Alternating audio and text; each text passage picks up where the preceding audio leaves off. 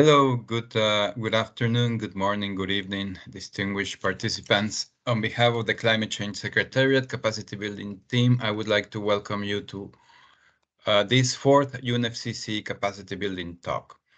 My name is Alejandro Kilpatrick, and I'm the manager of the Capacity Building Subdivision here at the Climate Change Secretariat in Bonn. Our team basically supports all matters related to capacity building under the UNFCCC process, the Convention, the Paris Agreement, and we also support the work of the Paris Committee on Capacity Building. We really want to thank all the participants for making the time and your interest in attending this event. As a special thanks to those who join at difficult hours or have connectivity challenges. We look forward to what I'm certain will be an interesting and insightful discussion over the next 2 hours. Before starting, just wanted to give you some brief housekeeping rules.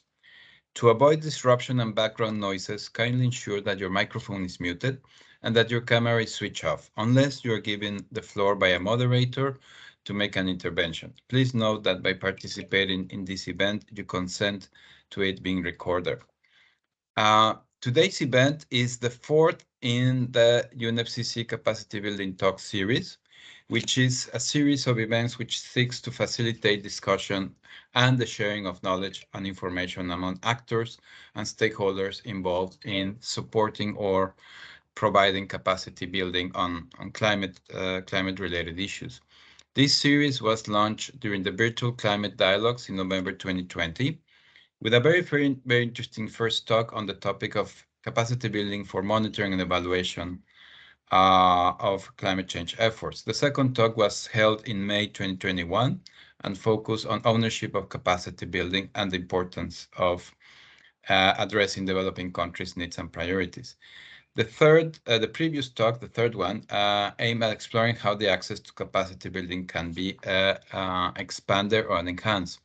And now we're here in our fourth capacity building talk today when we have chosen the topic of strengthening the capacities of small and medium-sized enterprises, SMEs, small and medium-sized enterprises, but also micro-sized enterprises, to engage in climate action and seize new opportunities.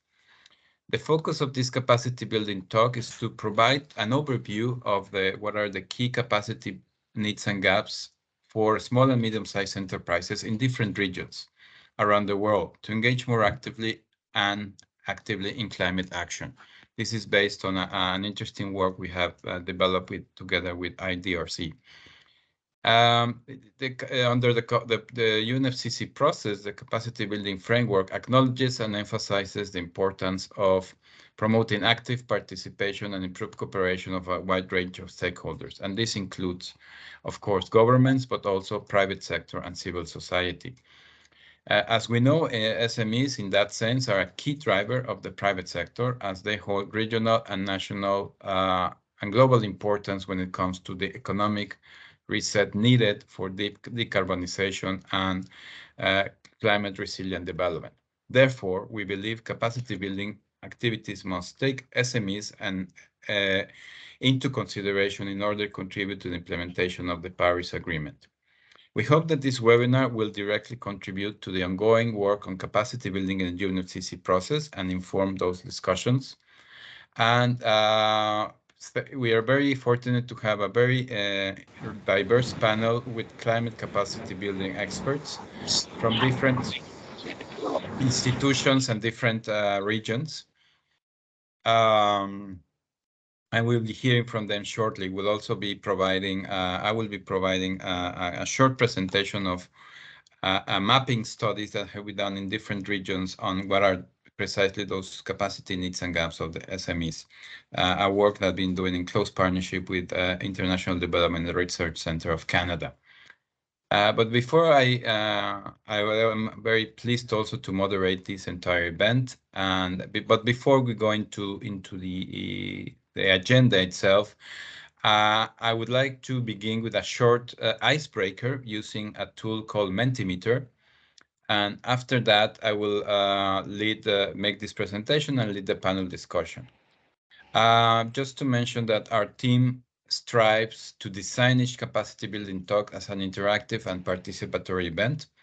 Aside from this Mentimeter exercise, which will open the webinar, you're also invited to ask questions to the panel and also share your own views and perspective on the topic at hand. But please, in order not to overcrowd the chat, we kindly ask you to reserve your questions for the panelists for the dedicated open plenary discussion after the break. Now, I would like to hand over the floor to my colleague Pedro, who will start and lead us through our icebreaker. So, Pedro, you have the floor. Thank you, Alejandro. So hello, everybody. Here on this slide, you can use the QR code or the link with the code to log into the Menti. After that, you can give some answers to our question. I will wait just a few more seconds until you can all access the platform. So you can either use the QR code or the link.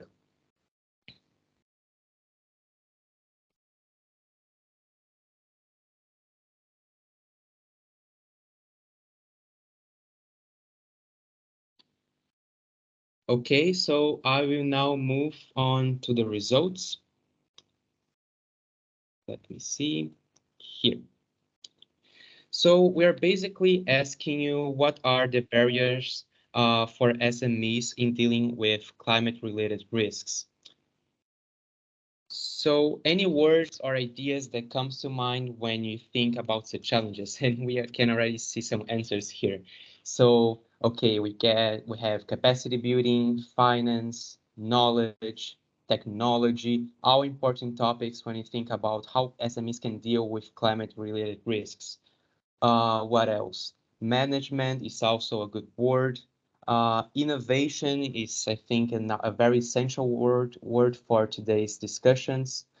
What else? Training, also, of course, really important topic. Short-termism, metrics, gender gaps. I think that's also a very good topic that we can address during today's event.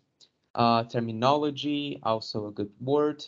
Language, of course, a lot of focus on knowledge and finance, mainly regulation, management, too many entry points. It's also a key connection to the topic, I believe. Too many entry points again. Investment, they're risking, of course. Concrete solutions, bureaucracy, big consultants. Yeah, all of them very good words. Let's wait if we can get any other words that you associate with the question. Financing, once again, getting the right clients, using localized processes, access to education, lack of coherent policies. What else? Lack of supportive policy, low capacity. Okay, so I think these are all good words to reflect on the challenges that SMEs face in dealing with climate-related risks, and of course, what today's discussion will focus on. You can continue submitting your answers, and but now we are actually going to continue with our discussions. And so now I would like to give the floor back to Alejandro. Thank you, Alejandro. Thank you very much, Pedro, and thank you everyone for actively participating in this Mentimeter.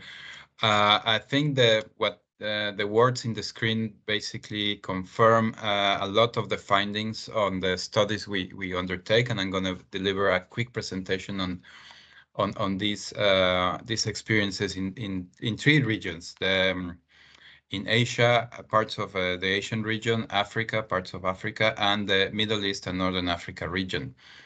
Basically, to explore what SMEs lack in knowledge, skills, and capacity to be better prepared for climate change risk and opportunities, we carried out these studies, the Climate Change Secretariat, in collaboration with the International Development Research Centre of Canada, IDRC.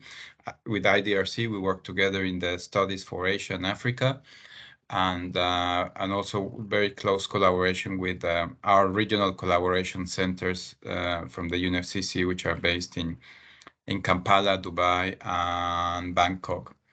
These mapping studies basically were part of a literature review, but also we conducted targeted surveys and interviews with representatives of SMEs, associations, and networks.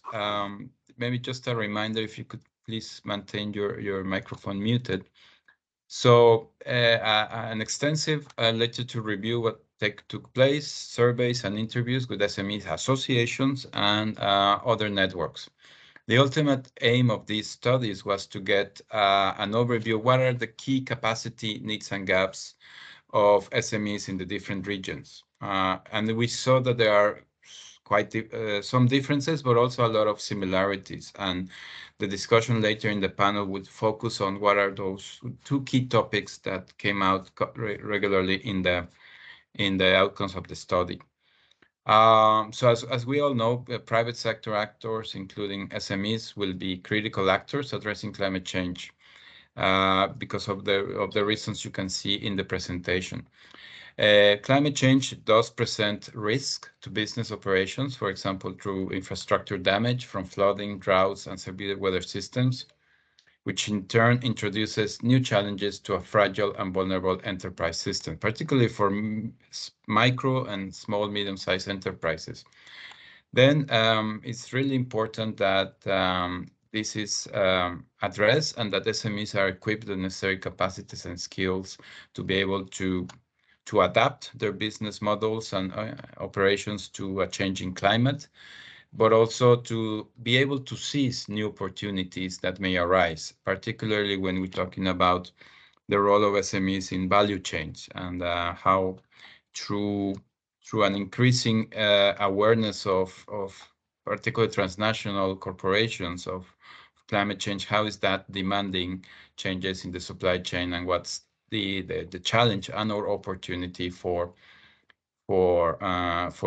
micro and small and medium-sized enterprises.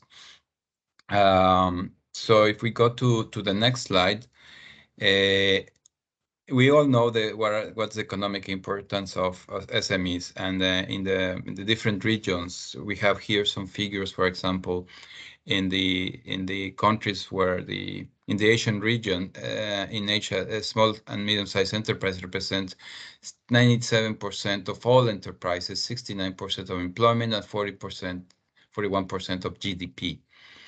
But also they could be very badly affected by climate change, and there's a projection by the Asian Development Bank that this could lead to 11% loss of GDP, and that's related to how SMEs and in general the private sector or economic activities would be impacted. In the MENA region, also you see a high level of involvement of SMEs in all employment being provided. But it's also one of the most water-scarce regions, and the outcomes of the study show that this is an issue that's of high concern for SMEs. In Eastern and Southern Africa, again, they employ up to 80% of the workforce, but climate change also threatens food security, economic stability, and the health standards of the region. So like mentioned in the next slide, some of the key findings of the mapping studies. So it's not an issue necessarily of awareness. The surveys pointed out that there is a good level of awareness and interest in engaging in climate action for small and medium-sized enterprises. But there is still not enough information on understanding of what are, for example, the international, local, and national policies and regulations, and the relevance for SMEs. For example, when it comes to emission reductions, what are the regulations, the norms, and how SMEs need to comply with these regulations is not necessarily fully understood. One of the key findings, and we'll get into more details during our panel discussions, is not enough tools or methodologies or understanding what are the climate risks faced by SMEs and how to assess them and to address them. That's combined with the need for more technical specific capacities to development concrete actions, mitigation, adaptations from the technical aspects, how to implement technologies that reduce emissions or how to make more resilient a business. One of also the key findings that came out of the studies in all regions is the issue about accessing finance, the need for information, skills, capacities for accessing finance. What are the instruments available to these enterprises, and how to design and draft the projects that could be eligible for funding to support adaptation and mitigation aspects. Something that also came out very strongly through the mapping studies is to better understand, and this is linked to climate risk, what are the challenges and barriers more longer term for SMEs due to climate change, and what are the opportunities, again, in terms of SMEs being, in a lot of cases, providers of services and goods for value chains, and this has this is implications for sustainable value chains, and we'll hear our panelists also speak about that. So overall, these are the main findings of the studies and some recommendations. I'm trying here to present some. Each study for each region had their own set of recommendations, but there are recommendations that were in a way common to all the regions. For example, the need for more systematic identification of what are the needs and gaps of SMEs in terms of the context, specific, local, regional context, but also sector specific. The importance of continued development, collaborative capacity building programs. There are a lot of programs already out there, but maybe they're not so well known, and it would be important to build on these programs and make them more known and establish and strengthen coalitions or partnerships of different stakeholders, including the bigger private sector actors, players. Again, there's a lot happening already through the UN Global Compact, the SME Climate Hub, but further work could be done on that. And also something that came out also very clearly from the studies, and it was part of the scope, is what could be the role of academia and research organizations based already in countries to help build the capacities of small and medium-sized enterprises, because they have a better understanding of what is the national context and could ensure longer sustainability of the capacity building efforts, combined with, for example, South-to-South collaboration opportunities and also donor funding. And like I mentioned before, it was very strong that the special attention should be given to building capacities for accessing finance and developing of financial instruments that could be of use for SMEs in accordance to their specific context and specific sectors, and that will be also a topic we'll be further discussing in the panel. So that's a bit of a snapshot of these three studies. The three studies are being finalized and formatted, and they will be available soon in our UNFCCC web pages. And the intention is that these studies do not remain only as academic exercise, but to foster partnerships and associations to make move forward in the recommendations. Like I said, it's not about reinventing the wheel, but seizing on those opportunities, on those consortiums, those partnerships that already exist to really enhance the capacities of micro and small, medium-sized enterprises to better address their own climate change challenges, but also be able to contribute more effectively to attain the objectives of the Paris Agreement. So now we will be moving to our panel discussion, and it's a great pleasure for me to introduce our esteemed panel of experts. So please welcome Erin Tansey. She's the Director of the Sustainable Inclusive Economies at the International Development Research Center in Canada. And as I mentioned before, they have been our close partners in developing these mapping studies, and we're very thankful for their support and looking forward to our ongoing collaboration. Erin has more than 20 years of experience in working for and with United Nations agencies, Canadian international NGOs, and donors. So welcome, Erin. We also had Ahmed Elberbali. He's the Managing Director of the Clean Energy Business Council for the Middle East and Northern Africa, and has vast experience managing projects with a solid technical background focusing on clean energy. Thank you, Ahmed. Then we have Marlene de la Chaux. She's the technical expert for SMEs, productivity and working conditions and the International Labour Organization, ILO, and also has vast working and researching experience with private sector and entrepreneur topics. Welcome, Marlene. Also, we have our colleague Eddie Sambataya. He's the Managing Director of Finding XY, an innovation center providing business advisory service, and has over 14 years of professional experience in the field of investments, focusing in his country in Uganda.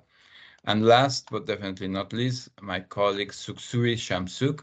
She's program officer at Unido, United Nations Industrial Development Organization, the regional hub based in Bangkok, and has been working on energy, climate change, and chemical management for sustainable development for over 15 years. So a very warm welcome to all our panelists, and we'll be asking you a couple of questions, 2 rounds of questions for our discussions today. Please kindly remember to keep within the time allocated so that everyone has a chance to speak, and also we have enough time for questions from our audience. So the first round of questions, as you can see from the screen, these questions focuses on the 1 or 2 of the major findings from these studies, which is the capacities, the needs and gaps, capacity needs and gaps of the SMEs to assess climate risk management.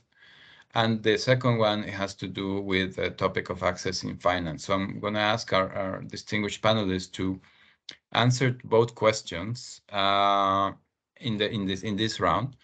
So at the same time. So I'll start maybe with Erin to please address the questions in the order you want. If you want to address them 1 and 2 or 2 and 1, whatever you prefer. So Erin, the floor is yours.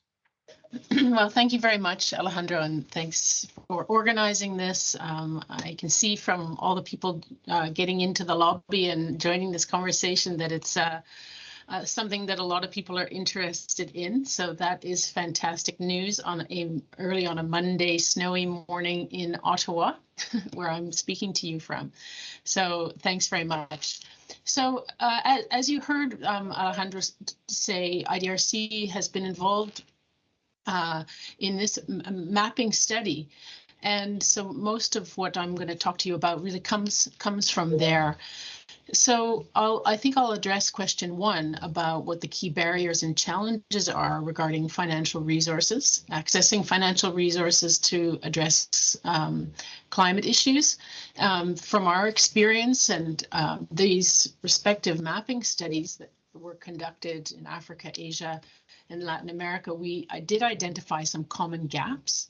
So first is the lack of knowledge on the existing climate finance opportunities.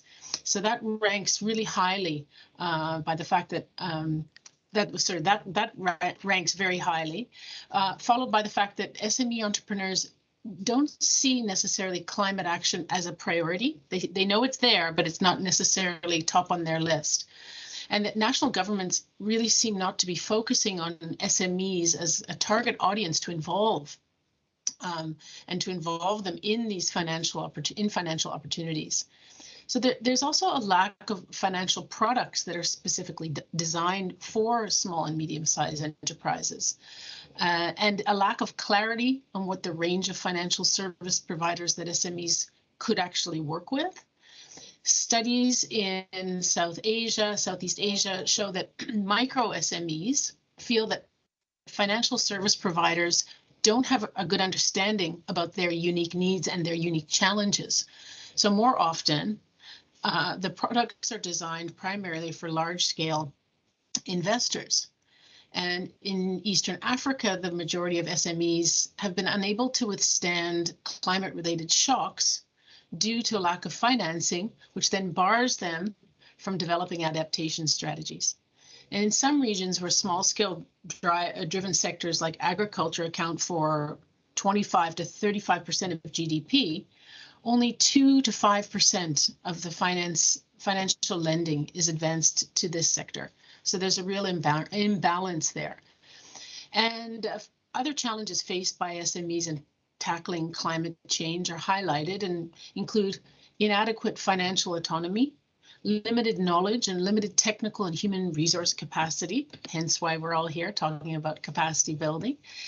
And these findings are supported by the survey results in the study. And the results indicate that the priority for climate action support required by SMEs are in the areas of climate awareness raising, technical and financial capacity building, and in provision of finances available for these SMEs to climate-proof their businesses. Other capacity building needs, I think we'll talk about later on. But it was also found that the private sector engagement in climate change governance is minimal. So SMEs are hardly involved in the preparation of national climate change plans and strategies. And it's unclear to what extent SMEs' interests are incorporated into the decision-making process. And that's even more acute when we're talking about women-run and women-owned SMEs. So I think that all of those are really some of the major findings about the barriers and challenges regarding access to financing. Should I go to the next one, Alejandro? Yes, please, Erin. Okay, let's sure. group them together. So just to remind you, this is the question: to what extent do we consider SMEs to be prepared and possess the necessary knowledge to fully integrate these risks into their business models? So, beyond financial knowledge and the financial knowledge gap that the SMEs, that many SMEs have, many of them are not well prepared to cope with future possible climate change risks and the impact these might have on their businesses, as well as understanding or awareness of the existing national climate change plans and policies. So business owners are aware of climate change. Yes, that's a good start, but they're not really necessarily involved, engaged with, or knowledgeable about the policies that are affecting them. And most of the respondents were only moderately aware of the risks and impacts that climate change could have on their businesses, including their understanding of what a business continuity management plan is and why it's important when considering climate change adaptation. So, for example, some SMEs also find it very difficult to engage in climate action when their profit margins are so small. Implementing climate action measures is really far from their day-to-day agenda. And there's also a lack of quantifying data that quantifies losses and risks that arise from climate change impacts in Southeast Asia and Africa in particular. So availing such data to SMEs in ways that they can, use and digest these may serve as an awareness tool on the need for disaster preparedness for these business entities. So they also lack environmental benefits. They don't see the environmental benefits of these related actions and cost-saving opportunities related to engaging in these actions. So in addition, they need new technical skills to address climate change challenges for their businesses. And only a few SMEs have a good understanding of the impacts that climate change might actually have on their business now and in the future. So in summary, SMEs have low awareness on the information about the risk of damage that climate change might have on them, and little knowledge on climate and disaster resilience and the options for adaptation, and also on financial opportunities arising from engaging in climate mitigation opportunities. And overall, a lack of knowledge on the existing national climate change policies and adaptation plans. And I will stop there. Thank you. Thank you so much, Erin, for elaborating a bit more on those challenges and highlighting the importance of data governance I think that's very important. And again, thank you for the collaboration in developing these mapping studies, and we're very happy of working together with the IDRC. Now I'll hand it over to Ahmed. Ahmed, please, you have the floor to address the same questions. So, from your experience working with SMEs, what are the key barriers and challenges regarding accessing financial resources in order to address climate-related issues? And the question on, to what extent do you consider SMEs to be prepared and possess this knowledge and skills to fully integrate climate-related risk into their business models? Ahmed, over to you. Thank you so much, Alejandro, and hello, everyone. Thanks for having me and for organizing this. Speaking from sunny Dubai, you can see the sun behind me. So it's always sunny here, so it's no different. So on the first one, just to give some context, I work for the Clean Energy Business Council. We are an NGO based here in the UAE, but we cover Middle East and North Africa, the MENA region. So we are actively engaged in different conversations regularly with the governments and the private sector. We consider ourselves the voice of the private sector in trying to advocate on policy and policies across different new energy topics across the region. So I will comment on this, but I'll comment on this from actually the SMEs actually operating in the clean energy, not just SMEs trying to find climate change, but also SMEs that their actually business model is, the whole business model is designed around something related to fighting climate change, which are the companies we interact with on a daily basis. So I think in terms of the challenges, which are not just financial, but I think they are very much connected, and the limited access to finance is just as one of them, as a result of many of them as well. So we see that if I can actually group them to mainly three main challenges. One is the regulatory framework, and that's across the whole Middle East and North Africa region, the MENA region. There's no specific regulatory framework that actually designed to support SMEs. We recently started to see that even the government entities are being restructured. You have ministers actually focusing on SMEs. That's something new, but we haven't seen that impacting the development and advancement of SMEs yet. I think this soon will happen, and accordingly, you see that there is very limited. The market entry for SMEs to this sector is very hard.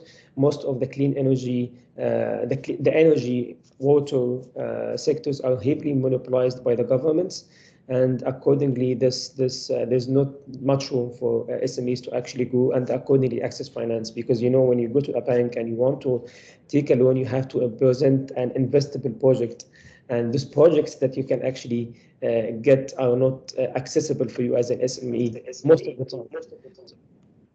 time. Yeah. I think there's someone unmuted, so I hear myself twice or three times. Now it's good. Ahmed, you're muted. I don't know what happened when you're muted now. Please go ahead. Whoever was unmuted muted me. So that's the first one. The lack of regulations or the immature regulations that would actually aim to support SMEs, and I think this is a paradigm. It has to be a paradigm shift in the way governments think. Otherwise, you did mention earlier in the slides that it's only 10 to 40% of the GDPs, the average GDP of the countries in the region that are actually fully independent on SMEs. That's not the case in many other countries globally. They could actually have a very big role in actually supporting the economy of the government, creating more job opportunities, etc. So that's one, regulatory. The second one is actually the financial aspect from the lenders or the investors themselves. The risk, people, when they do the risk assessment, there's a much higher risk and when you actually invest in SMEs. And I think part of this is because of it's a perception. A lot of cases, actually, you have a lot of SMEs that have solid business models, solid operations that would actually justify this money. So I think sometimes it could be based on data, but in a lot of times it's just based on natural perceptions that people acquired across the years, that SMEs are not in a position to have the best resource allocations of the financials. And the third one, which is also a result, it's not a cause more than it, but it's more of a result, it's the human resources.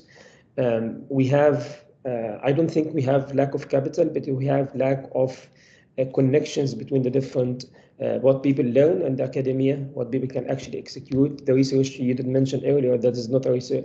This study is not just for academic purposes, but it would actually be translated in actual efforts. I think that's the key.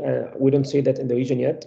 I think that's something has to be reflected in actual initiatives to educate people, educate the talent that would actually get into the SMEs, etc.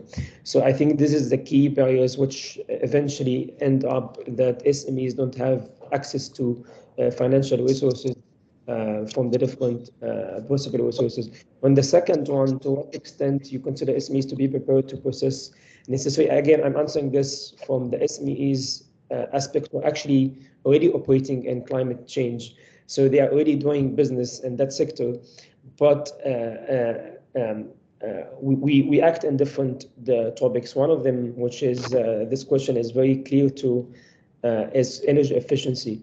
A lot of the companies operating within this, of course, are actually SMEs, and it's if you look at how companies are actually investing and fighting together, and this is sometimes it's actually funded by individuals who put the funds to for the energy efficiency models. You have what's called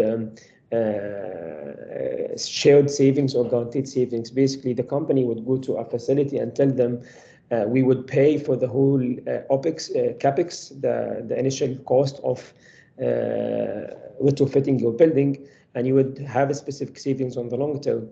And what's funny is that people actually think it's too good to be true. So these SMEs cannot actually generate money or secure projects accordingly. And when you go to the banks as well, most of the banks are not aware of the models, so don't actually find these projects investable, and they end up in a way they are not making money, or they're not securing money, not because it's not investable, but because the model is too ideal.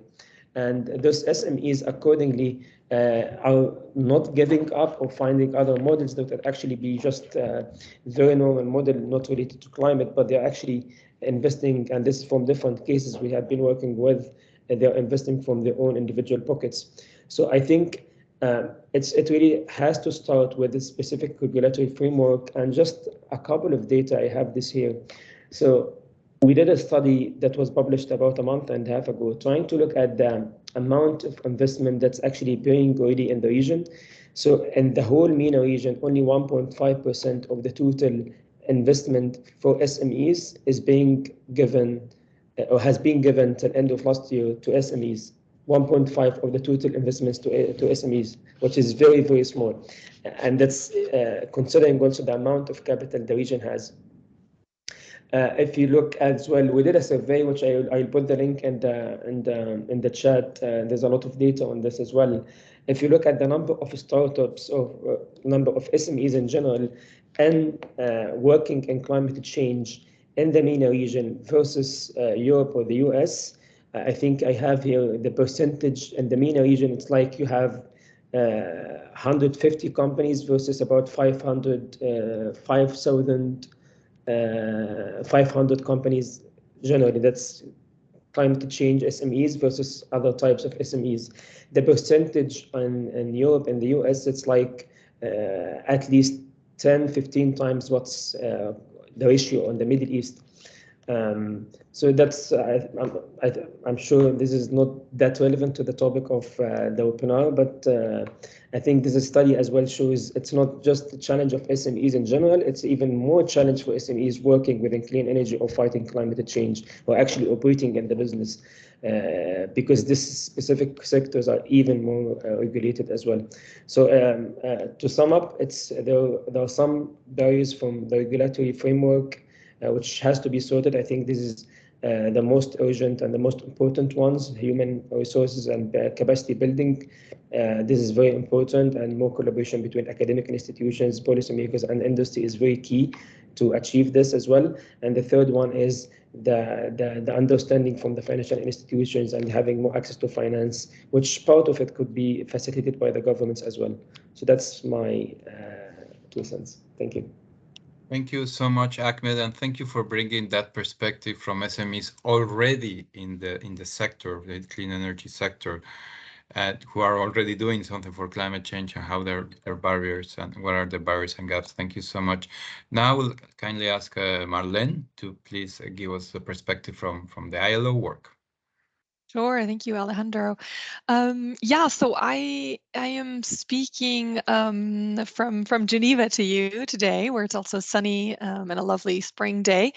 And as part of my work in the ILO, which focuses on SMEs, productivity and working conditions, I help coordinate the global SCORE program, the Sustaining Competitive and Responsible Enterprises program, which is a capacity building program for SMEs that we run in 25 plus countries. So I'm really speaking today, drawing on the experiences that we have in working with SMEs through this training program, which also has a big component on supporting SMEs in developing capacity to adopt resource efficiency and clean production practices. And I want to try and so avoid repeating anything. I want to try and add to the excellent points that Aaron and Ahmed have made before me. And I really want to hone in on one specific aspect that we've really found is quite important. And that is looking at incentives. So really emphasizing and thinking about taking the perspective of an SME and thinking about what is in it for them. So what is the incentive to build capacity on preparedness for climate-related risks? What is in it for an SME to access finance, to adopt greener business practices, and so on. And we found that that's quite a helpful way of thinking about how can we make sure that finance, capacity building measures, and policy measures, how all of that reaches SMEs and really benefits them.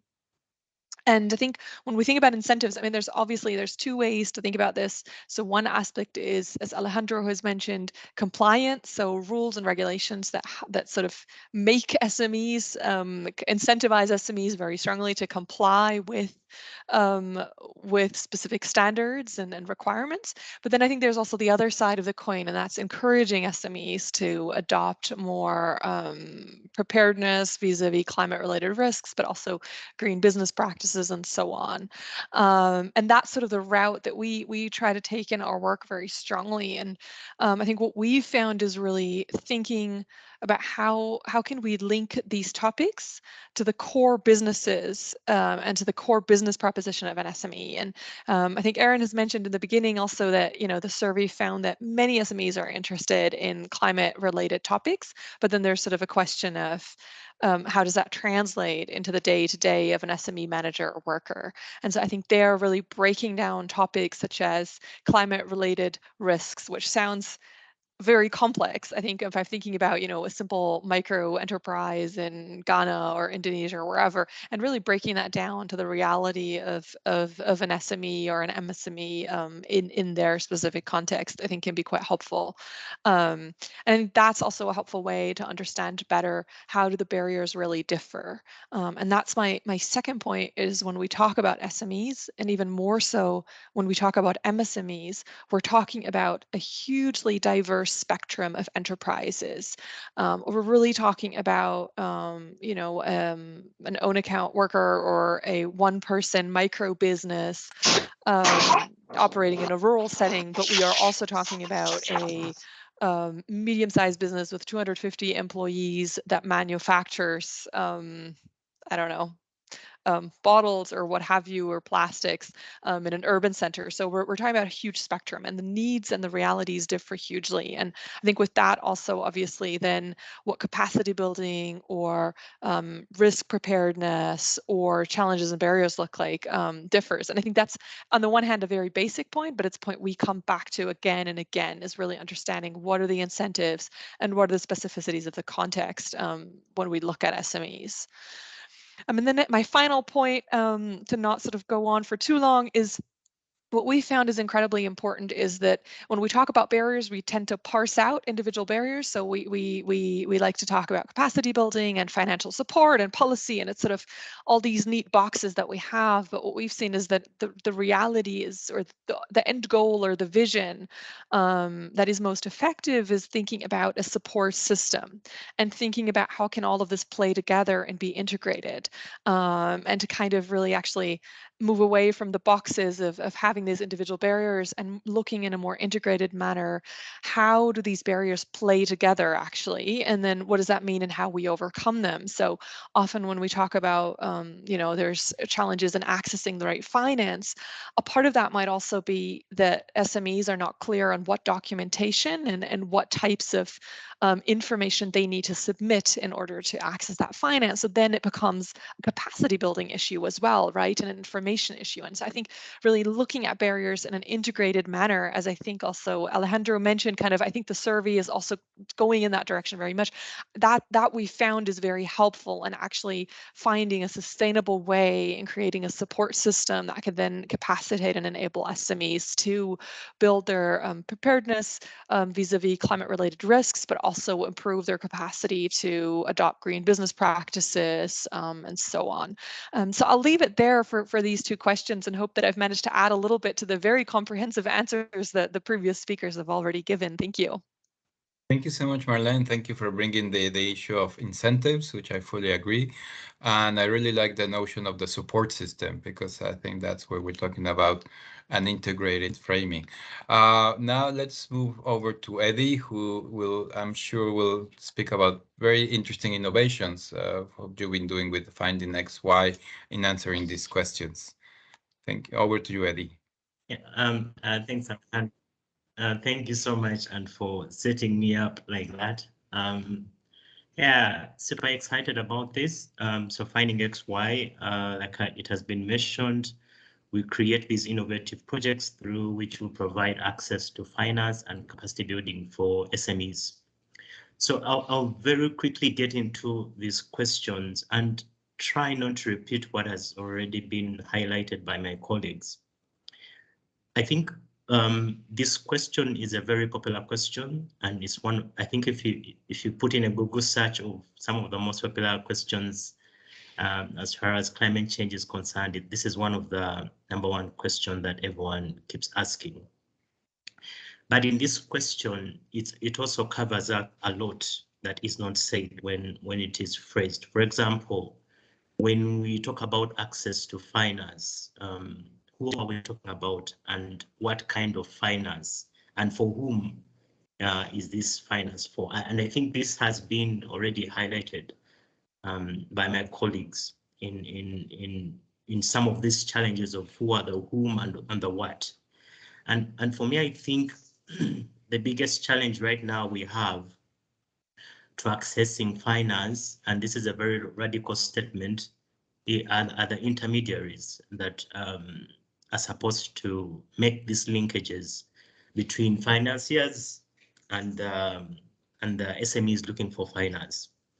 Because if you look at an investor, you don't get to be an investor unless you have money to invest, right? So unless you're an intermediary and you're saying you're an investor, you don't have money to invest. But if you're an investor, then it means that you have money to invest. Or if you're a donor, it means that you have money that you want to use for greener purposes or social purposes. And if you're an SME, it means that you are running a business and you have an investment need.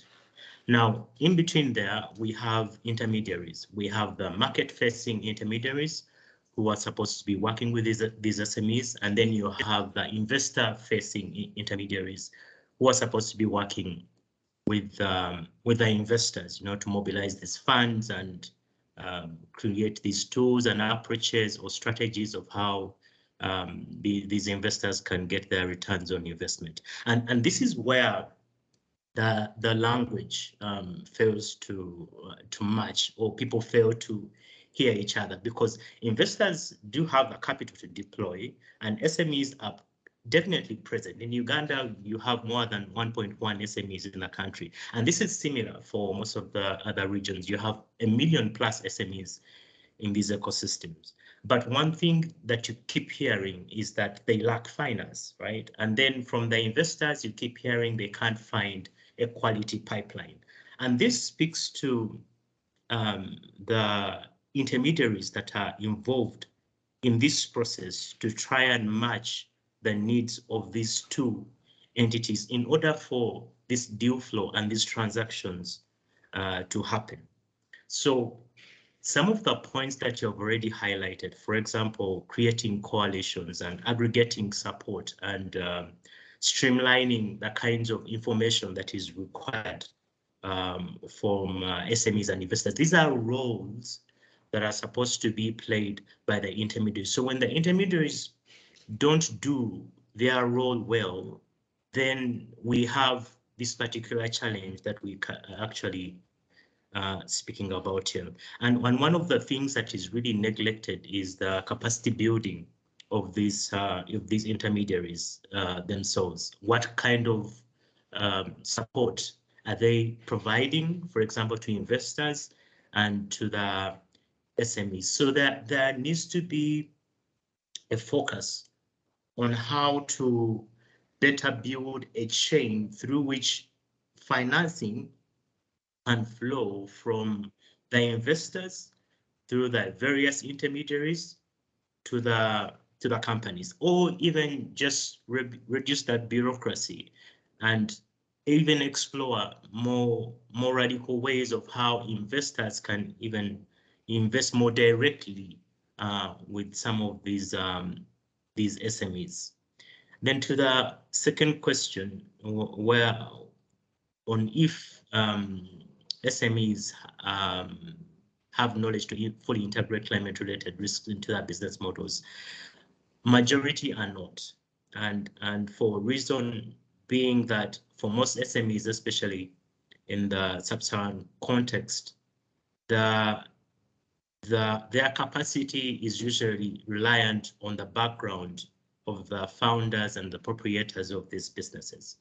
So, and this is still a very growing space with lots of new knowledge coming up and new kinds of interventions coming up based on the challenges that we face. A lot of these businesses, like it has been mentioned, are not well acquainted with some of this knowledge and how these climate changes are actually impacting their businesses. From my experience working with these SMEs, they can't even define what their indicators are in order for them to provide some quality information, for example, to an investor or to a financier. So there's still a huge gap on educating SMEs on issues to do with climate change, how their business models are actually addressing this, and how they can even measure their own impact, the kinds of impact that they are creating in their own ecosystem. You get surprised that you actually speak to a solar energy company and they won't know what their indicators are, or like what is the kind of impact that you're actually creating, and they don't know it, they can't measure it, right? And it still brings me back to my my first point on the role of intermediaries, because this is something that is supposed to be done by an intermediary to really build the capacity of these SMEs to comprehensively understand how climate change is affecting them, how they can actually measure in their business models the kinds of impacts that they are creating. That's it for now. Thanks. Thank you so much, Eddie, and thank you for bringing new elements to the discussion, particularly the role of intermediaries and the importance of indicators and how to measure effectively. I'll ask now my colleague Suksiri to provide her views on these two questions. Right, thank you. Thank you for the invitation and very good evening to you all from Bangkok. I will walk you through some of initiatives that Unido works on climate action and SMEs to elaborate on our response to this question. Let me also first start by mentioning about capacity building for SMEs on climate action that we have a pleasure to work with UNFCCC colleagues in Bonn and in Bangkok. We listened to Alejandro mention about the mapping study that we did together last year. So Unido provided our inputs, in particular on the Southeast Asia aspect of this mapping study. And also last year, I think started mid of last year, we took part with the FCCC colleagues in Bangkok, working on a series of capacity buildings events, one in July, one in October, and the last one, we also took part in the COP site event on this very topic. So we are very honored that we have been working with the FCC colleagues on this series of capacity building last year. And we hope that we could continue collaboration in this important initiative this year onwards as well. Now, moving on to the access to climate finance, and then I hope that Unido's intervention in this segment of the discussion would differ from the previous speakers. So I'm building on what previous speakers has already mentioned in terms of the gaps and barriers that SME holds in terms of fighting against climate change. However, though, as one of our speakers also mentioned, we are working with a huge spectrum of SMEs. So each SMEs, not only the barriers that they hold, the needs for climate action that also differs from one subsector to the next. Name it be manufacturing SMEs, startups, or those SME in service sector. Let's say the restaurants, the tour operator, even a small hotel, right? So there are a small business working in a tourism area, perhaps by coastal area. So their climate risk and manufacturing SME located, let's say, in the urban area of Bangkok. So the needs for the climate action of these SME would differ. So with this in mind, we work with SMEs in particular sector and countries. We work with them and helping them to have a better access international climate finance. And based on our experience, we kind of package our technical expertise into themes. So each theme that I'm going to walk you through with a different types of SMEs, and then that hopefully kind of address their climate action needs as well. And we achieve doing so by working with various development partners. In particular, let's say the Global Environment Facility has been one of the largest development partner to Unido on climate action. Let me first then start with the first initiative is on industrial energy efficiency. We are working with SMEs in some countries in Asia, for example, Thailand, India, and Vietnam, to reduce their energy consumption by introducing system optimization approach, as well as implementation of ISO 50001 on energy management standards. And again, this is designed for manufacturing SME. Next initiative is on electric vehicles. Unido works in several countries to transform a carbon-intensive mode of public local transportation into an electric one. In the Philippines and India, we are working with tricycle operators. And in Thailand, we work with Song Thao. I'm not sure whether you are familiar with the term. It's similar to a tricycle, but it has 4 wheels. So we aiming at transforming them into an electric, low carbon public mode of transport. And needless to say, this project is designed for small public transport operators. And this is, again, another type of SMEs. And next initiative is for startups. Unido and Dell work together under the Global Cleantech Innovation Program to accelerate cleantech innovation and incubate startups on low carbon technologies around the world. Under this program, we worked in South Africa, Armenia, India, Malaysia, Mongolia, Pakistan, Thailand, and Turkey. This is to name just few countries. I noticed that I have a pleasure of having my colleague from Unido headquarters in Vienna, who is the global leader of this particular program. So if we have time, we can invite him to elaborate more further on this. Of course, if we have time, but we should be delighted to do so. And lastly, I'm going to introduce you to our new emerging area of Unido's work on climate action, which is building adaptive capacity of local enterprise to overcome climate vulnerability.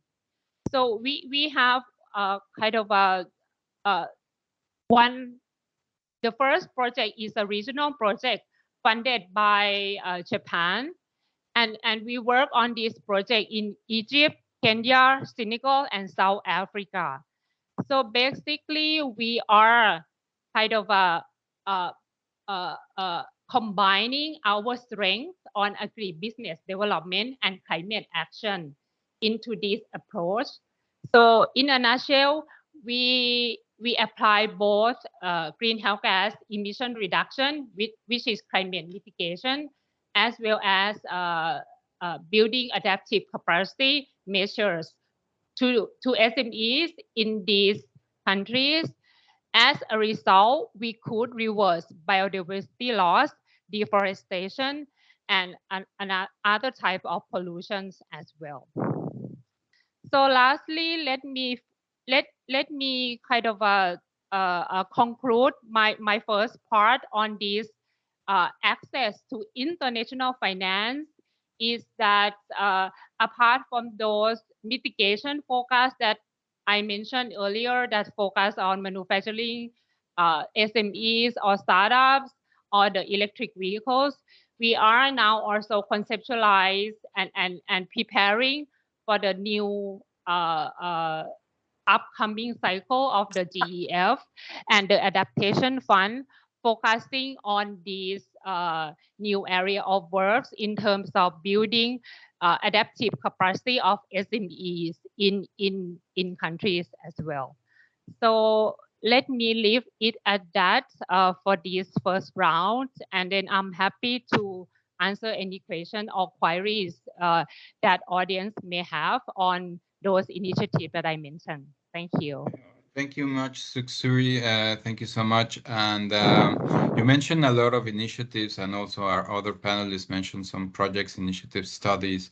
So if fine with you, it would be great if you could share any links you have in the chat so that our participants can know more about these initiatives, and we'll be happy also to post them in our capacity building portal for them to be available. So that concludes the first round of our panel. We are a bit over time, but I think we cover a lot of areas that also fit very well into round two, the question for round two. So this is basically what in your view and experiences needs to be done more of, and with whom, to develop and enhance the capacities of SMEs as regards coping with climate change and seizing new business opportunities. I think all of you covered already some of these the aspects in this question. So in the spirit of time and for allowing an exchange with our audience, I will ask you to keep your interventions to, let's say, 2 minutes and very concrete on what would be your top suggestion on what to do more of and with whom to enhance the capacities of SMEs and micro size enterprise too. So I'll start again in the same order. So Erin, over to you. Thanks very much. And I, for one, have been learning a lot just listening to all my colleagues on the panel. So thanks for that. Okay, so again, back to our mapping study, and this is where this information is really coming from. You know, given that a vast majority of SMEs have reported not being aware of this, was because this is part of the mapping, some of the mapping questions, that many were not aware of existing in-country training programs related to climate change, and the need for government support to transition towards climate-friendly measures or adaptive solutions. It highlighted the need to create the right enabling environment, so the institutional, the legislative, the financial environment. So it's worth distinguishing, I think, between the lack of legal and regulatory frameworks in the countries and the knowledge among the private sector of what kind of laws and regulations and incentives are required. So national and regional governments and SME associations should be involved in these initiatives, training initiatives. So in our view, a particular emphasis should be put on women entrepreneurs and young associations, given the little knowledge on the existing in-country programming or program trainings on, on climate action. So those associations, possibly through the intermediaries that Eddie mentioned, should be given the information about some of these training programs that are going on. So, for instance, in Southeast Asia, we know that existing domestic climate policy and targets that are relevant to micro SMEs and their workings and functions is needed. And so an emphasis should be made on the decarbonization trends and how carbon pricing mechanisms work, etc. But let me just go to some examples. So there's, I guess I would say, examples of some of the trainings that are out there. For instance, with the University of Cape Town, they run the Africa Climate and Development Institute, which is focused on fostering collaborative research and training related to climate change. And the university offers a climate information platform that's valuable as it offers very detailed information that's available to anyone. And I've got other examples as well. Kenya, in other parts of South Africa, and so on, where there are tailor-made. So, for instance, at Strathmore University in Kenya, they offer a tailor-made technical training on sustainability through their Strathmore Center for Sustainable Leadership. That was launched in 2016. It also hosts the Kenya Climate Innovation Center that provides incubation, business advisory, and financial services to entrepreneurs with innovative solutions to combat climate change, etc. So there are quite a few initiatives that are going on. But just to conclude, I guess, is that there is strategic demand for boosting dialogue between government, entrepreneurs, SMEs, and innovators, so to bridge the gap and bridge the technology gap in climate technology, and a lack of government incentives for private sector to adopt climate technologies with a focus on decarbonization and that whole process.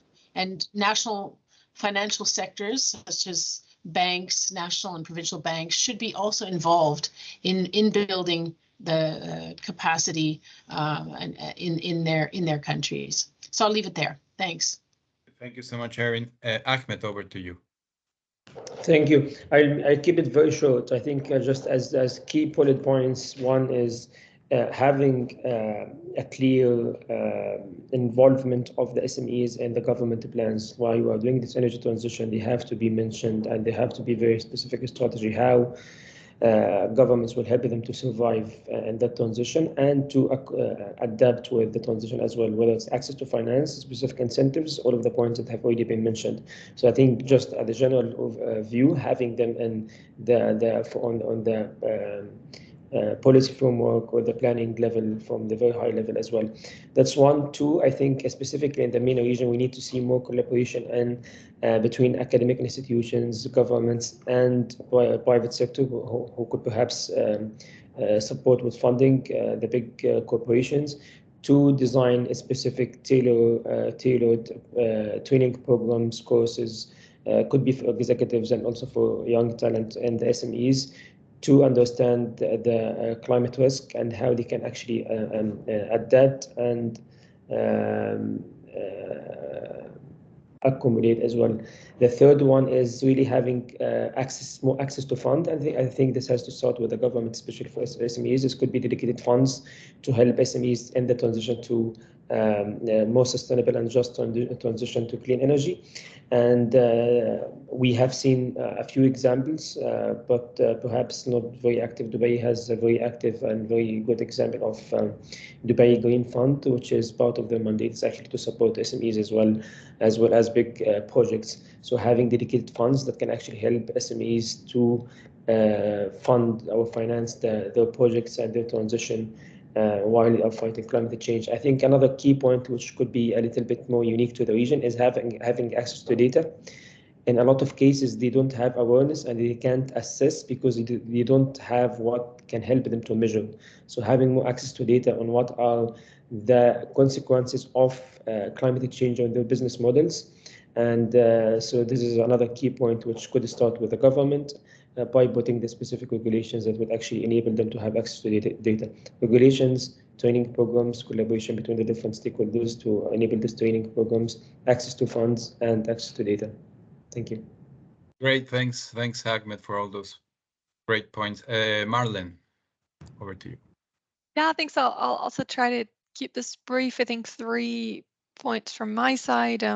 One is really working through local organizations and identifying champions who can really drive capacity building initiatives in a sustainable, accessible, and relevant manner. And I think that often involves building unlikely coalitions and looking beyond sort of the usual suspects and thinking about who could champion the cause. Sometimes it's government agencies, public institutions, entrepreneurship centers, SME agencies, but it could also be networks of freelance consultants, training institutions and businesses, academia, think tanks, and so on, and really thinking about sort of where do the champions sit and how to empower them. I think the second point then is really thinking about, this is a very vast field we're talking about, right? And I think it's sort of come through in the different responses, is that we are talking about SMEs that are innovating around clean energy and where really environmental considerations are part and parcel of the business model and the service and the product they're offering. But then we're maybe also talking about MSMEs that are dipping their toes into thinking about building their capacity on climate change resilience and so on. So it's a vast spectrum. And I think recognizing that also in or mirroring that in the capacity building and the services and support that is being offered, and really seeing that it's unlikely to be one champion or one set of champions, but it's really sort of a vast array of services and support that is required to target these different needs and to sort of also mirror that in the support system that's being created. And then a third point, which is almost, I think, the most important, at least in our work with our SCORE program, is lowering the entry barriers. So especially when we're talking about MSMEs that are interested in looking at environmental sustainability or building climate change resilience and so on, but aren't really sure where to go or how to do this or where to start, is really thinking about what are the low-hanging fruits? How can we get SMEs on this trajectory, and how can we get them to find the entry points? Where are the quick wins that might not require a complete overhaul of their business model or expensive investments in in new technologies, but where are sort of the small steps they can take immediately that could set them on this right path, and then sort of, you know, move it from there, which we found is a really useful way of thinking about how do we get SMEs interested in capacity building measures. Yeah, and I also to say, also to echo sort of the many points that the other panelists have made, but trying not to repeat, so I would leave it at those three. Thank you so much for those three very good insights and reflections. Champions, it's the involvement of promotion of champions, something that came out very clearly from the mapping study. So happy to hear you mention it too. Eddie, please. Yeah, thank you. I have a couple of points. I'll keep them brief. The first one for me on who needs to be targeted more. I think we need to see more gender focused investments. I think this is a group that has been left behind. As Finding XY, we designed a program called the Women in Agriculture Impact Investment Facility, and we'll like to scale this out regionally. And the intention there is to really provide blended finance to female-led enterprises. The second thing is the focus more also on domestic companies. I think these also have been left behind. We did some work with UNFCCC. I've just shared the link there, where we published a report that was focused on Uganda and how most of the domestic companies are facing financing barriers. They are unable to raise financing as compared to international companies. So you can find more details of that in that particular report. And then the third one is on taking a regional focus on how interventions are implemented. I was very excited to see in Kenya where they designed an investment function or program that was just focused on Northern Kenya. And I think more of that needs to be done depending on the challenges that are faced in these particular regions, the Turkana region, Southern Sudan region, and all these other Great Lakes regions, and all these other regions where you have particular climate change challenges happening, and specifically designing interventions based on the experiences of those communities. And the last one for me would be to support also the larger corporations, the big organizations, and how they can play a significant role in reducing their contributions to carbon emissions or climate change. I think there is a large focus on SMEs, but more needs to be done on how to work with some of these larger corporations to implement maybe ESG models within their own operations, or looking at financial institutions and how they can do more to design products that measure impact before they provide this kind of financing.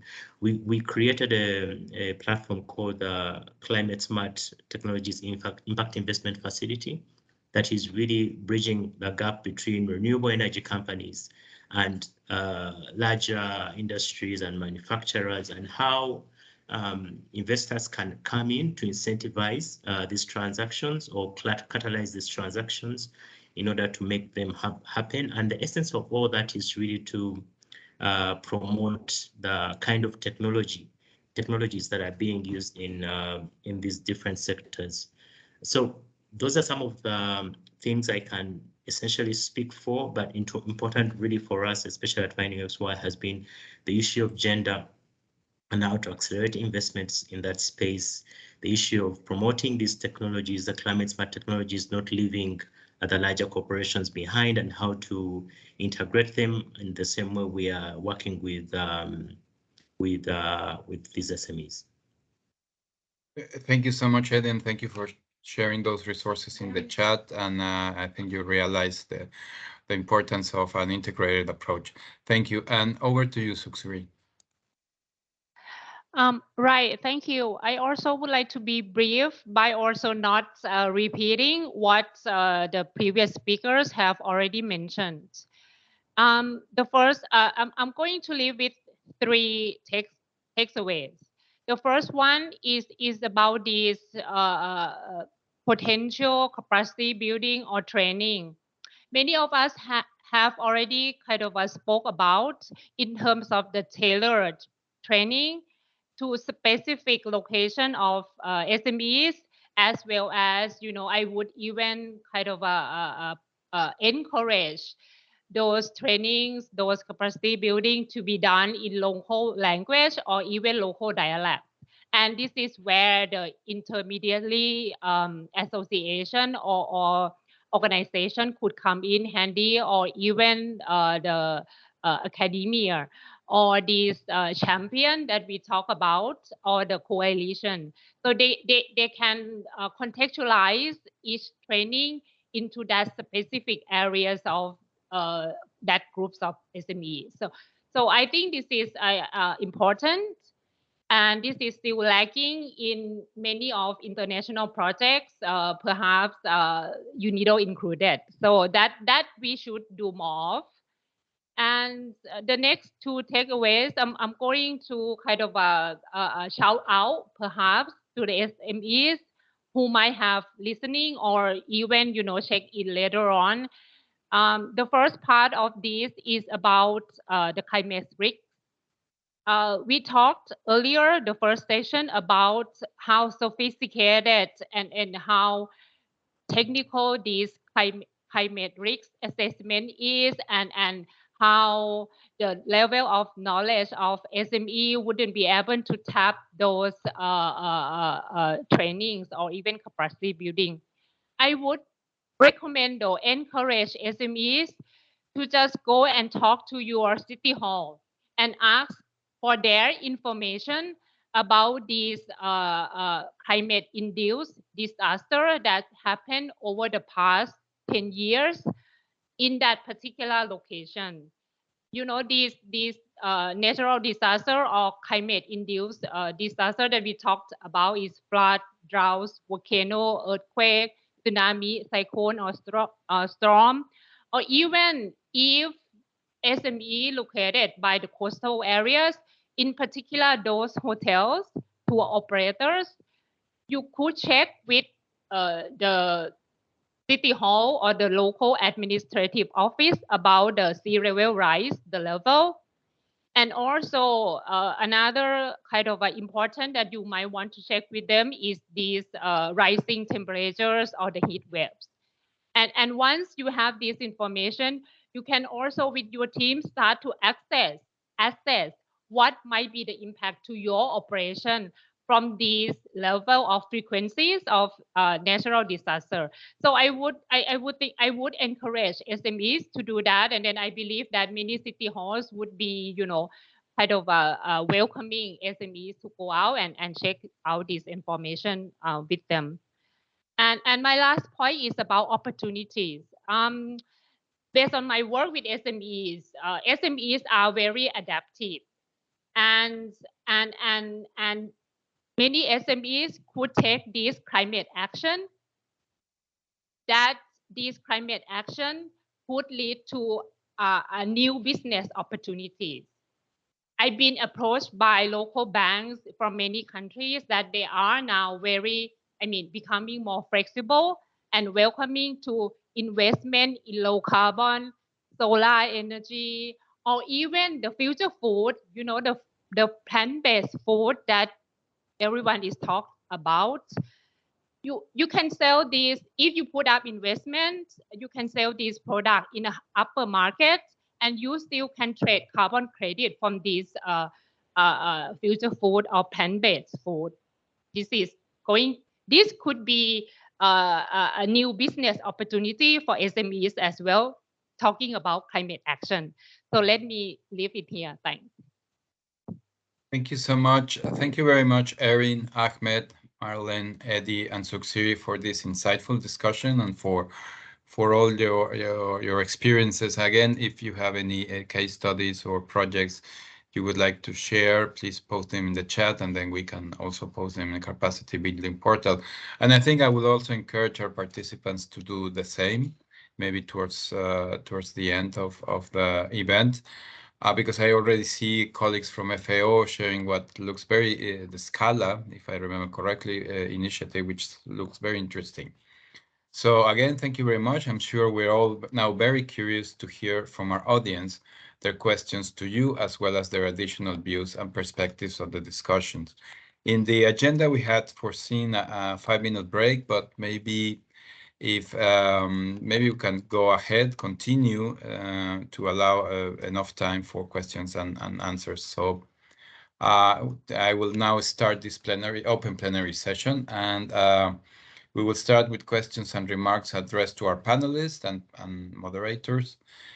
Please indicate in the chat that you would like to make an intervention from the floor, or simply pose your question in the chat, or if you wish, you can also raise your hand, but sometimes it can be a bit complicated. So please remember to keep your interventions concise so that everybody with questions can have a chance to speak.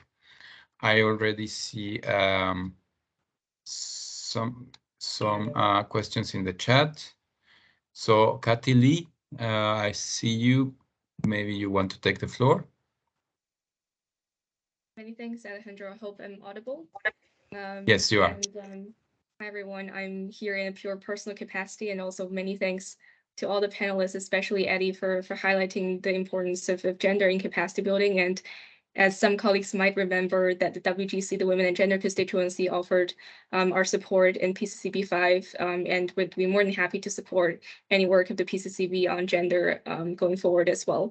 And also very happy to hear colleagues mentioning many topics like finance, technology, and definitely looking forward to further linkages between the PCCB and other constituted bodies on these topics as well. And I guess my question would be to Alejandro and Eddie, but also happy to hear if any other panelists also want to jump in. I guess the question is mainly what type of support you think would be most helpful in terms of from large financial institutions and also major, for example, professional services or consulting firms.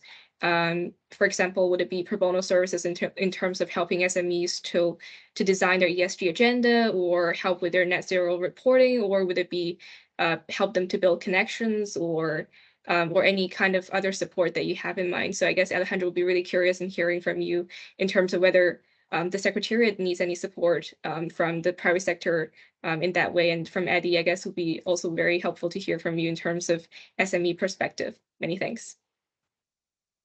Thank you, Kathy Lee. Let me just pick up a couple of questions. I see several hands raised, but I noticed that Rodrigo from GIZ, if I'm correct, in the chat said he wanted to ask a question. So I'll continue with Rodrigo, and then I'll take the raised hands. Rodrigo? Yes, thank you very much, Alejandro. Yeah, basically my question had to do with how your initiatives are dealing with the issue of strengthening capacities of private sector actors, and at the same time perhaps affecting the market and its competition. So basically to know how are you dealing with this issue? Thank you, Rodrigo. Let me continue a bit. Then I have, sorry if I mispronounce, Babakar Sar. Let's raise his hand. Thank you. May I intervene, or you would like please to go ahead. Please go ahead. Thank you. Yeah, regarding the SMEs, I think that one item that may be really necessary at this point is awareness. I think that we need to reach out as many SMEs as possible, and that will be probably the first item.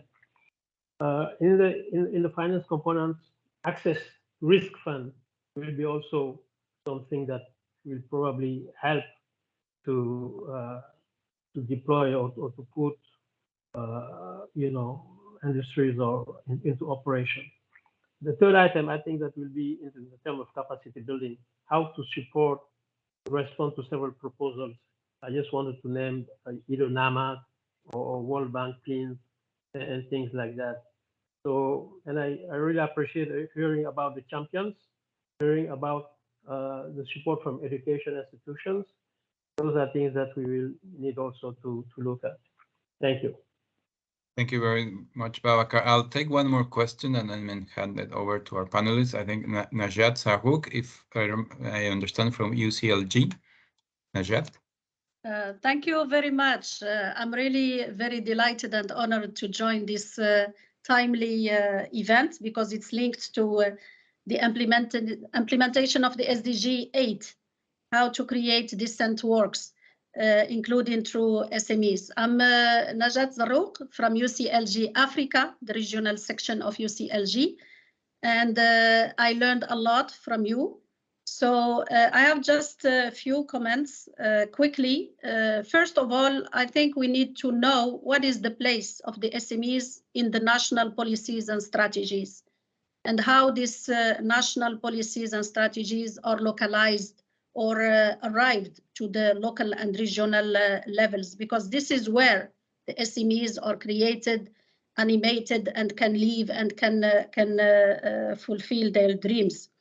Do we have an enabler environment for these SMEs in terms of, and it was done, it was said during the panel, in terms of access to information, first, all the opportunities offered, whether by the government or the other stakeholders, the access to infrastructures in terms of equipment, services, and infrastructure, access to funding, and it's a very, very crucial problem and issue for the SMEs. And finally, the human capitals and skills. Do we have a mapping on the SMEs engaged in a climate change deal? And if yes, if we can have a copy, it will be fine if we can share it with our members who are covering a network of 54 national and regional associations, and it can help them to support this kind of companies. And who is supporting them? So we need to have an idea who is supporting the SMEs and who and how we are doing it. It is how to create their company, how to set up their projects, and finally, did this SMEs works hand in hand with local and regional government, because it is in the territories where the SMEs can have this appropriate environment to create their project and to have all the opportunities to, because the other problem, sometimes we create the SMEs, but because of the lack of this enabler environment, they finish immediately their work. So this is some question from our perspective. And finally, an announcement during our flagship events, which will be held in Kisumu in Kenya from 17 to 21 May, it's next month. We will have a forum of these African companies, big companies, medium or SMEs. It will be fine if you have any study you have organized that we can share during this event. And thank you very much. Thank you. Over to you. Yeah. Thank you very much, Najat. And thank you. It's great to hear from UCLG, which has always been very active. Let me just then now move to our panelists. And since we have already still 3 questions, at least in my screen, let's have some short reactions to these previous questions. I know, Katili, you also asked me to react. Allow me to go first, and then maybe I'll ask Eddie, because that was a direct question, and then I'll ask all our panelists if they're willing, if they're interested in addressing those comments and questions. So I think what is needed, Katili, is of course, pro bono consultants and this type of resources are always useful, but I think also you mentioned connections. I think connections is also very important, because we've been hearing in the context of capacity building about the importance of retaining capacities and also ensuring country/local ownership. So that's where connections come in, and our panelists mentioned academia, research organizations that are based in the countries. How can you help them build their own capacities to be able to provide capacity? So I think it's about those connections and how to also capitalize what's already been there, use better use of the platform, make the information known to SMEs, but also with a special focus on micro. So that would be my take on it. But maybe Eddie, if you want to address some of these and other questions, if you wish. Yeah, I'll directly respond to the question from Kathy, and then I'll let my colleagues respond to the rest. So for financial institutions, what can be done? Maybe let me start with what we are doing currently. We have a program called the Uganda Green Enterprise Finance Accelerator, funded by the European Union. And in this program, we designed what we call the Uganda Green Finance Academy, where we are supporting commercial banks on how they can develop products that are going to provide green.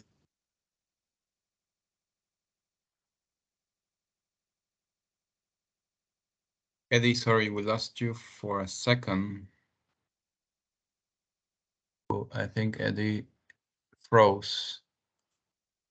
Eddie, are you back? Can you hear me now? Yeah, we're back. Yes. So sorry about that. I was just saying that we have a program called the Uganda Green Enterprise Finance Accelerator, where we are building the capacity of commercial banks. And what this through this program, we designed what we call the Green Finance Academy. And this Green Finance Academy is working directly with the banks to design these green financing products. And I can say for certain, for example, the Equity Bank, one of our partners, has designed a green finance product with lower interest rates that is targeting green SMEs for us, which is a very big thing in our sector.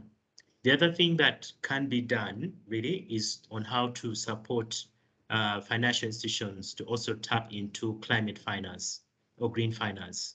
I think this has to be intentional on how more institutional investors or development agencies can directly work with some of these financial institutions, because most of the SMEs, especially the climate smart SMEs, are going to turn to them for financing. So how to directly support them get the necessary financing that they can use with lower expected returns to finance some of these enterprises. The other last one that I think should be focused on is the issue of catalytic financing. So, and this builds onto my last point. I think this is something that has been widely done by the Swedish embassy, especially in and around East Africa. How to design catalytic forms of financing that can not only incentivize but also de-risk the investors that are working with some of these financial institutions. And by financial institutions, these are broad. I mean, in speaking with the local context, you have different tiers of financial institutions, and the focus shouldn't just be on commercial banks, but also the likes of microfinance institutions where most of these SMEs have to go for financing. Thank you. Thank you, Eddie. And any reaction from our other panelists to other comments, questions? Sure. Hi. I just would like to jump in just to supplement your response and Eddie's response. I guess the question is also about how her organization could work with SMEs. I would also recommend you add on climate risks.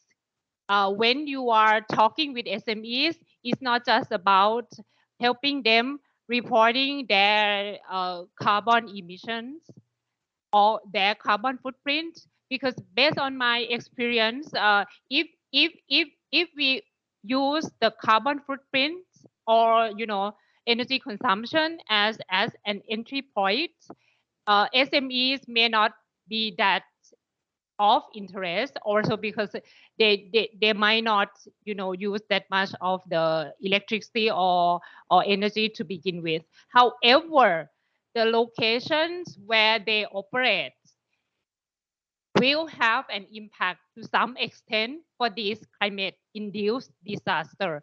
And this is where I think the study also mentioned the knowledge and the capacity is still lacking in terms of the impact from these climate-induced disaster to the SME operations in the local areas. And this is where I think if you can also kind of be their technical advisor, probably gathering those those information on climate-induced disasters that happening in that area, and perhaps share your information to those SMEs. I think that should be kind of a good first step and a stepping stone to get those SME talking about and taking action on climate action. Thanks. Thanks, Suksiri. Ahmed, Marlon, I think Aaron, you already provided some information in the chat. If not, let's move to the next round of questions. So I have Tatenda Mutasa. Please, the floor is yours. Okay, thank you very much, facilitator. Thank you very much, panelists, for the brilliant presentations. Basically, I'm just realizing that the SMEs is a very, very important constituency when it comes to this climate change agenda. So maybe I want to understand from the panelists themselves in terms of the recommendations, how best can we bring them on board in our work, in our agendas, in our climate change agenda at country level, even at international level. Maybe we talk of PCCB, we also talk of an action for climate empowerment. Understand that we have the Glasgow work program on action for climate empowerment. How best can we bring them on board? And even on finance, how best can we assist them in mobilizing financial resources for their programs related to climate change? Over to you. Thank you. Thank you, Tatenda. Maybe Erin or Marlene or Ahmed, if you want to respond to that. Or maybe give it a thought and let's go for the next question and then we address them together. So I have Precious Mudondo.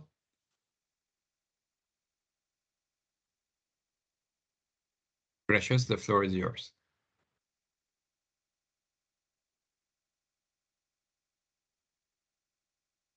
Okay. Probably there's some issues. I think there was another.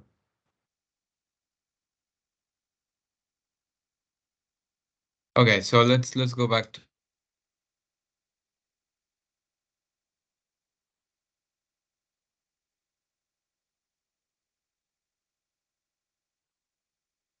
Alejandro, you're on mute.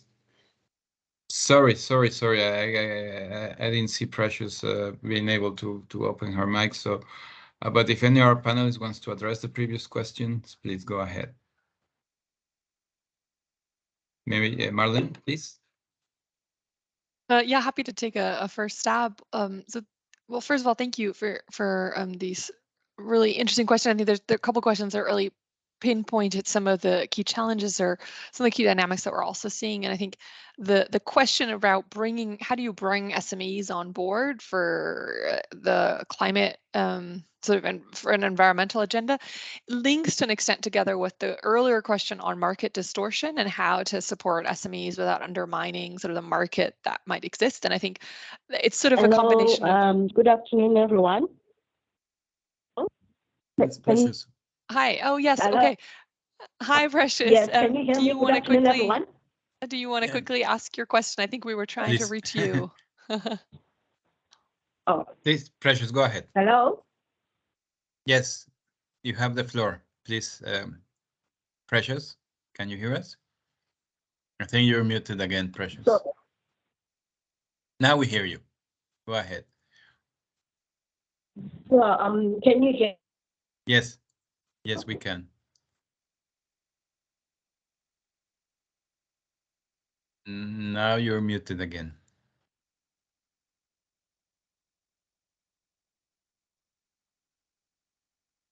Okay, let's give her a minute and then Marlene, please continue. Yeah, so I think the thing to realize is that SMEs form, so most companies in any economy are SMEs, and SMEs are the key employment providers. So our research has shown that. Can you hear me now? Can you hear? Yes. Thank you very much. Yes. Can you hear me? Precious, Okay. honestly, we hear you. Good afternoon, everyone. Yes, please go ahead. Good afternoon. Yes. Enterprise. We. Precious, sorry, we cannot hear you. It's breaking up a lot. No, sorry, we cannot hear you. Maybe can you, if you have a question, could you please maybe write it in the chat, and then we can address it. So again, back to you, Marlene. Sure, yeah. So there were two questions. One question was on how do we bring SMEs on board for climate change, resilience efforts and environmental sustainability agendas. And then also another question earlier in the first round of questions that was asking around market distortion. So if we start supporting SMEs now, doesn't that distort the market? And I think those are two questions that really pinpoint the key dynamics that we also try to work around and that we encounter again and again, and think about sort of how to address. And I think the one element of this is SMEs are crucial for this agenda. SMEs provide the bulk of employment worldwide. Most companies are SMEs in all economies of the world, so SMEs are key players. But as a result of that, it's also what we also have is that a support environment usually will already exist to some extent in most contexts. So there are SME agencies, business development service providers, financial service providers to an extent, innovation centers that specifically target SMEs. And so I think an important element of the work is mainstreaming environmental topics, climate change, resilience, and these topics into those organizations, and sort of helping equip and build the capacity of those intermediary organizations to then work with SMEs so that work around capacity building on climate change doesn't become a separate segregated topic, but is embedded into sort of other concerns and other needs that SMEs have. So for example, linking together, what we do a lot in our work is linking together questions around workplace cooperation and working conditions in SMEs with also environmental considerations and resource efficiency and clean production. And then linking that with productivity concerns. And so sort of thinking about how does climate change and climate change resilience and these topics, how does it link into the enabling environment that SMEs are already surrounded with? And that would then also rather than distort the market, sort of strengthen the market around service provision. So that was just sort of the comment I wanted to make on that. Thank you. Thank you so much, Marlene. From our other panelists, any reaction? Suksui? Sure. I'm also would like to have a second kind of a effort building on what Maureen just mentioned. Our experience also inform us that apart from pinpointing and highlighting the benefits of working towards environmentally sound production or operation, I mean, name it be that they can reduce their energy consumption kind of expense, or they can reduce their expense on waste management. Another kind of angle that we manage to work with SMEs is from consumers kind of a behavior change. And this is so effective when you are working with both production, manufacturing SMEs, where the buyer kind of force them to not using toxic chemicals, to reducing waste and reducing even raw material. This work well with these manufacturing SME as well as SME in service sector. Taking this example of this food packaging.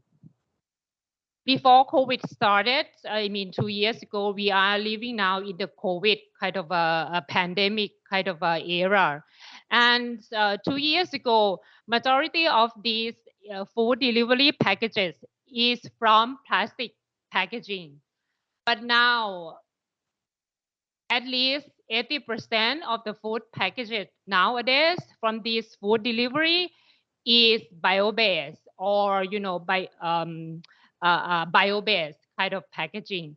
So this is, again, this is an effective way of raising awareness from consumer side, and the consumer themselves would force trickle down the value chain, and this also could cause a positive impact on the SME who are the producer or even the restaurant to stop not using plastic packaging, or even, you know, the straws or the plastic tablewares. So that's another kind of technique or kind of approach that we kind of working with, is by the consumer and through the value chain to get these environment and climate action agenda going with SMEs. Thanks. Thank you, Suksiri. I think we're reaching the end of the event, but I wouldn't want to miss the opportunity to hear from Ahmed and Erin any either reflections on this question or maybe some final reflections, and then back to the rest of the panel. Thanks. I'll just jump in. I mean, I think one of the things that we can all do as this nice big community joining this session today is to try to really push the capacity building agenda to the top of the agenda, let's say for COP27. It's so complex but important and essential that small and medium-sized enterprises get build their capacities, and, you know, and intermediaries included in that, right? So the more that we can build awareness for this need, I think the better it is. It needs to be on at the top of the agenda. You know, whether it's helping SMEs to do the most basics of things, which is even just having an indicator or a set of indicators that could show some of their impact. I think that would really help over the long term to continue. You know, moving and transitioning to low carbon economies. Thank you.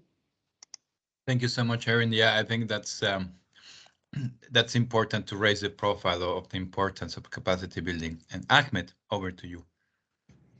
Yeah, I don't have any further comments. I think the key takeaway, I would have been interesting to know how many actually SMEs are on the call. So I don't know if there are actually SMEs here, but I think this kind of discussions is a sign that we are actually doing capacity building as we discuss these topics. But I hope we get them on the table to be educated as well and have more access to this kind of discussions. But I think we covered. I hope this is recorded. I think we'll make sure to show it with a lot of the audience. So thank you so much for organizing and for having me. Thank you, Ahmed. Yes, it's been recorded and it will be available publicly. Maybe again back to for last reflections, Eddie. Sure. Thank you so much. I hope you can hear me. So I'll very quickly respond to the question of market distortion. Financing SMEs doesn't necessarily distort markets, depending on how you're doing it. It rather inspires economic development. And if you look at most of the SMEs that we're looking at, those that are social or green in nature, these are SMEs that are doing local production. And they're coming up with all these innovative products, whether it's in energy or transportation or biomass to energy or green sanitary products, whatever they are creating is number one, local, which creates jobs, and number two, it's clean, which helps sustain sustainability. So supporting these SMEs doesn't necessarily mean that we are distorting the market is rather bringing more economic development and sustainable economic developments for that.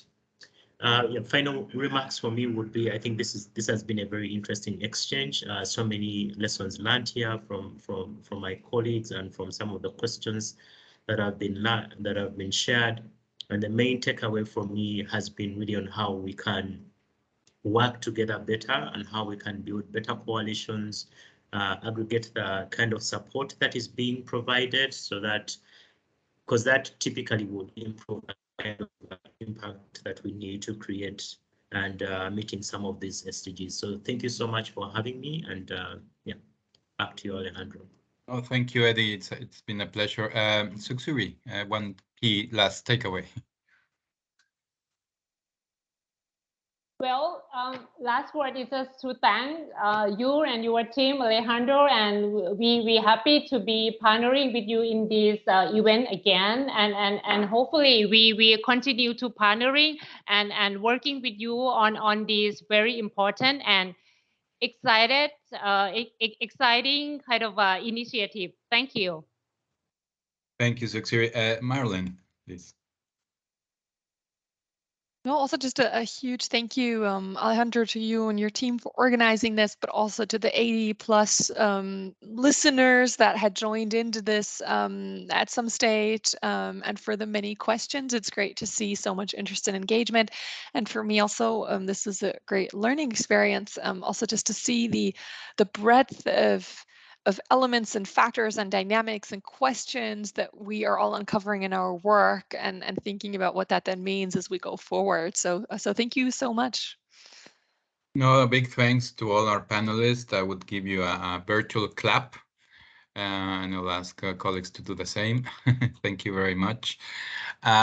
So we hope the discussion today provided useful impulses to the process, and I think Erin mentioned to make a stronger case about the importance of capacity building and addressing all these needs and gaps from the different local and sector contexts of SMEs.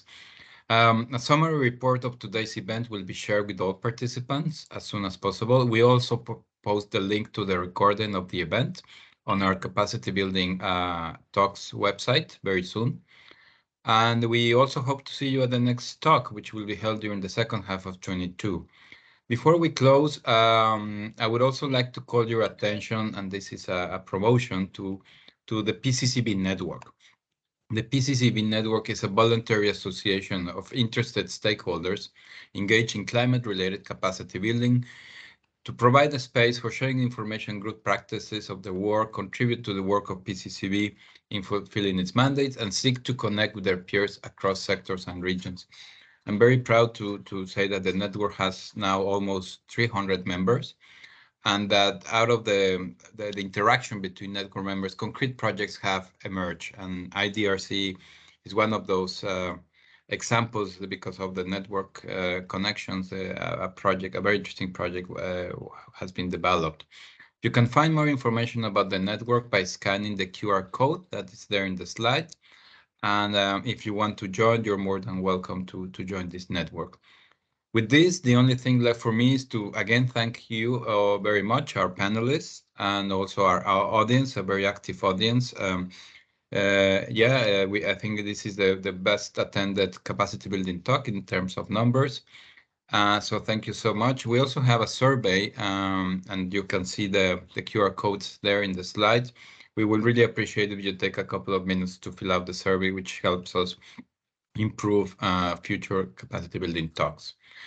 Again, thank you. Hope to see you, many of you, at our next talk, and maybe in other venues or sessions, and have more in-depth discussions. And again, if you have any materials that you want to share in the chat, please do it now, and we can also post them. Thank you very much, and wish you a very nice day, evening, wherever you are. Bye-bye.